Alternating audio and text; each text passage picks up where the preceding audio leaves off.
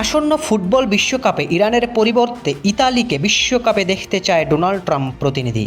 Football বিশ্বের মহাজাগরণ শুরু হতে যখন বাকি আর মাত্র 2 মাস, ঠিক তখনই ইরান ও যুক্তরাষ্ট্রের উত্তপ্ত পরিস্থিতি নিয়ে বিশ্বমঞ্চে তৈরি হয়েছে চরম উদ্বেগ। নিরাপত্তা ঝুঁকির কারণে যুক্তরাষ্ট্রের মাটিতে ফুটবল বিশ্বকাপ খেলতে নারাজ তেহরান। তাদের ম্যাচগুলো অন্যত্র সরিয়ে নেওয়ার জন্য ফিফাকে চিঠি দিয়েছে ইরান ফুটবল ফেডারেশন।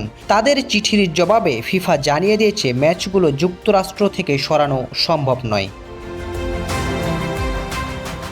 ফেব্রুয়ারির শেষভাগ থেকে শুরু হওয়া এই ভূ রাজনৈতিক অস্থিরতায় ইরান এক কঠিন সংকটের মুখে পড়ে। বিশেষ করে পশ্চিমা বিশ্বের সাথে তেহরানের সম্পর্কের চরম অবনতি।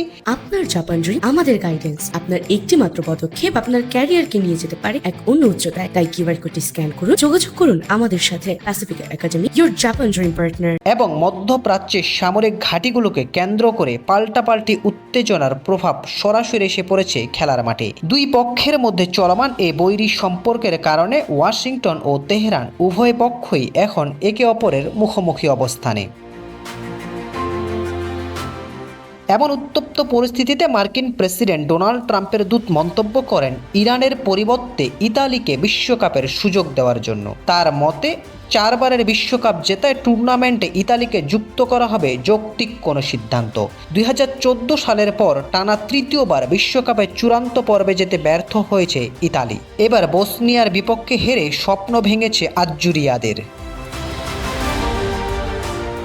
ইরান চতুর্থবার জায়গা করে নিয়েছে বিশ্বকাপের চূড়ান্ত পর্বে। তবে দেশটিতে মার্কিন ও ইসরায়েলি যৌথ বাহিনীর ভূ রাজনৈতিক অস্থিরতায় তাদের খেলোয়াড়দের নিরাপত্তা নিয়ে উদ্বেগ প্রকাশ করে তেহরান।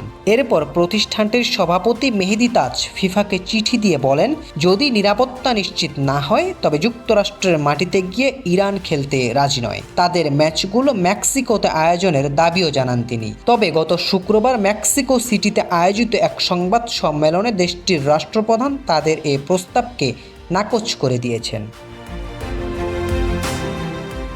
এশিয়ান ফেডারেশন থেকে প্রথম দল হিসেবে বিশ্বকাপের টিকিট নিশ্চিত করেছিল Iran.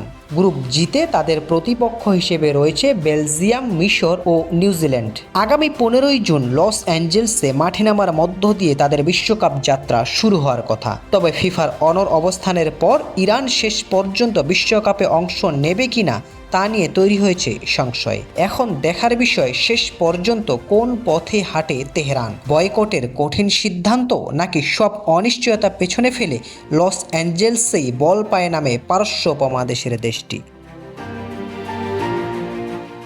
Saidul Islam Sujan, C sports.